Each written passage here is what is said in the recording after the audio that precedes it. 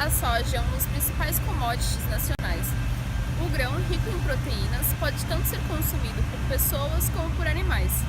No Brasil, as pessoas não costumam consumir o grão in natura, por isso é mais utilizado para a finalidade do óleo de soja e o farelo como ração para os animais. O Porto de Santos desempenha um papel estratégico para o agronegócio brasileiro. Ele é líder nas exportações nacionais de cargas como suco de laranja, café, açúcar e também a soja. No Complexo Santista, o grão é a principal mercadoria movimentada. A carga é movimentada de duas formas, como grãos ou farelo. No caminho até o Cais Santista, eles são transportados por ferrovias, hidrovias e rodovias, mas no porto o que mais se vê são os vagões ou caminhões. Os veículos descarregam nas moegas, grelhas instaladas no piso dos terminais e que se ligam a um sistema de esteiras, por onde os grãos ou os farelos são levados até o interior dos armazéns. De lá, no momento do embarque, os produtos são transportados em esteiras, mas até os shiploaders, equipamentos instalados no costado em frente aos navios, que lançam as cargas no interior dos porões. Durante este processo, é comum a emissão de pó de soja, poluindo o meio ambiente.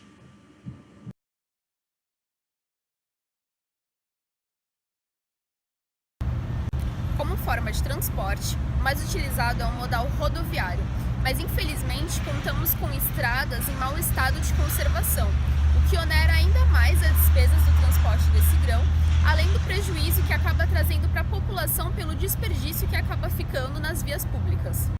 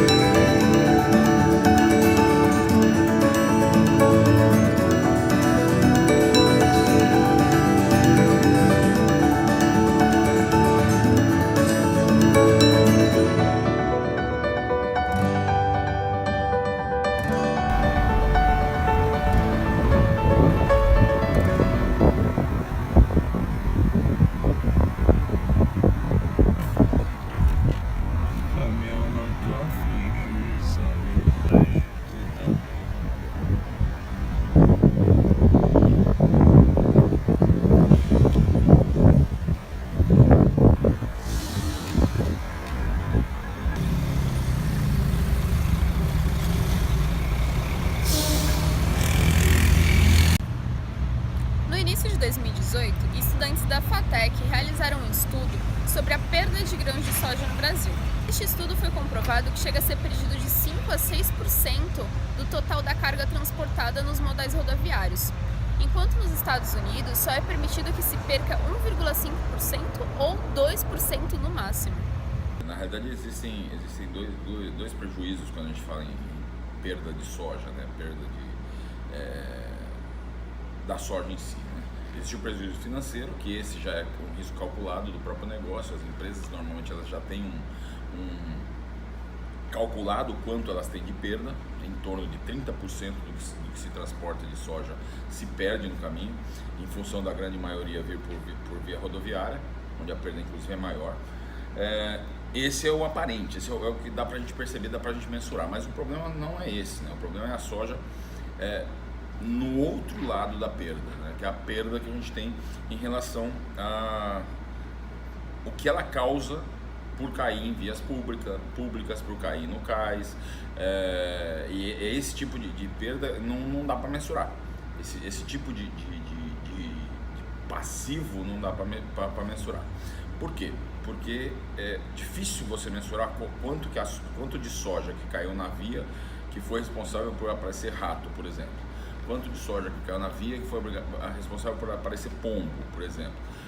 Quanto de soja que caiu na via que foi responsável por putrefação e dali sair fungo, sair bactérias, sair vírus que certamente vão afetar a população local. Quanto que você consegue mensurar em relação ao mau cheiro que a soja traz para a população. Então esse tipo de mensuração é mais difícil, né?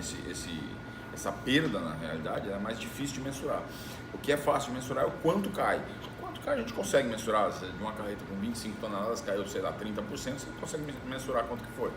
Mas mensurar o quanto isso traz de impacto, não tem como. Fora o fato de que a soja não é um alimento endêmico, né? Não é um alimento de dentro da nossa região.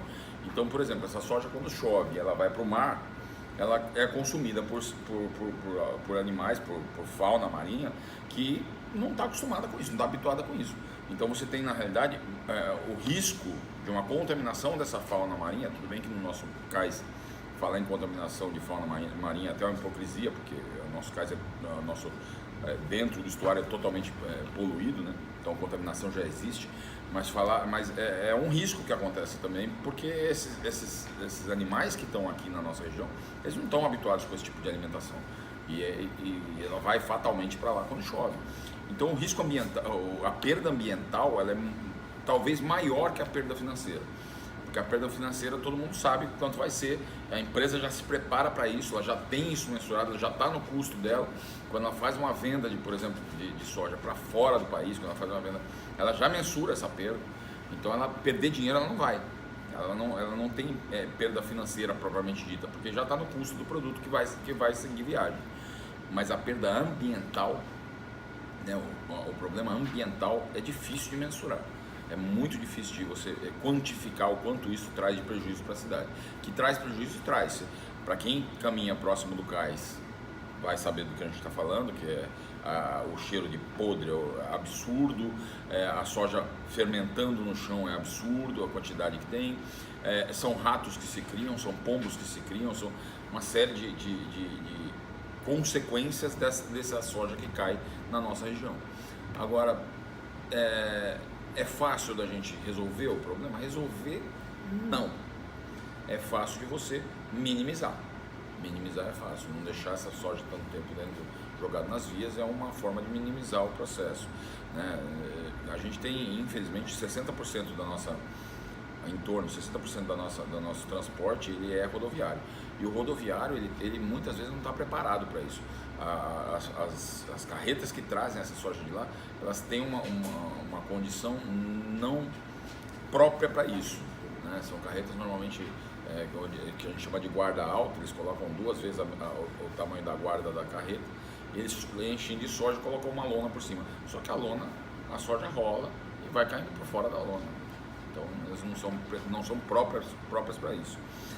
Em compensação, o implemento de carreta graneleira, que seria o ideal, né? Uma carreta, como se ela fosse uma carreta silo, que seria o ideal para transportar, é muito caro e as empresas não vão investir nisso.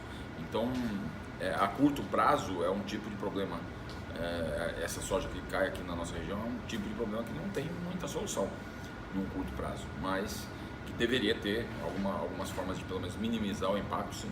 Para a população local isso é horrível, né? Se a gente fizer uma análise, fizer uma entrevista com essas pessoas que moram próximo do cais, não tenho dúvida que vai ser unânime a percepção dessas pessoas que isso não é legal para conviver, né, próximo deles.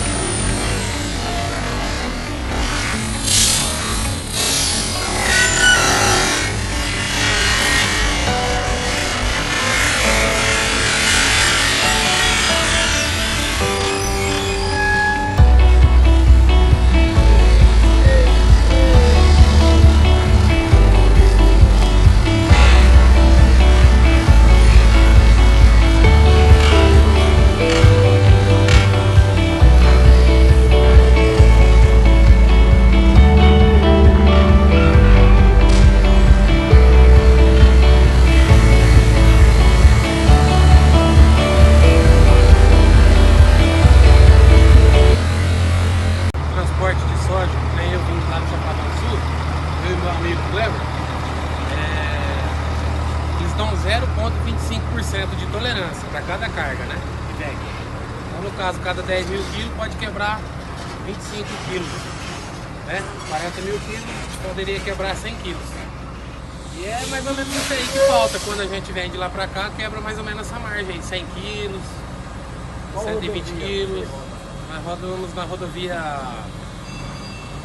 MS 306, Euclides da Cunha, que é no interior de São Paulo, né? De Santa Fé do Sul, vindo para São José do Rio Preto.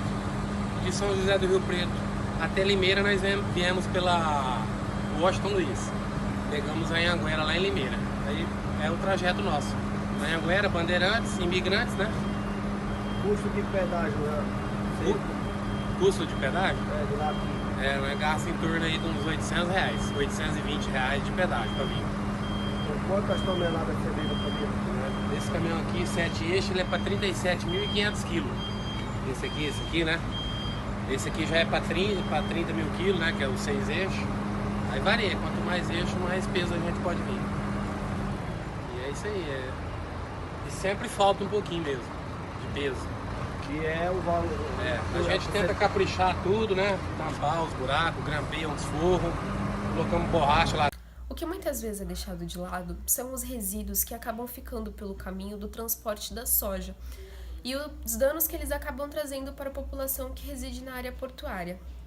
Como exemplo, o Porto de Santos, raros são os dias em que as redondezas não estão com mau cheiro pelos resíduos que acabam ficando pelo caminho e apodrecendo. Um estudo realizado na cidade de Santos faz comparação entre os bairros próximos ao porto e podemos verificar como são prejudicados, se destacando a área portuária, que é a mais afetada pelo mau cheiro e poeira.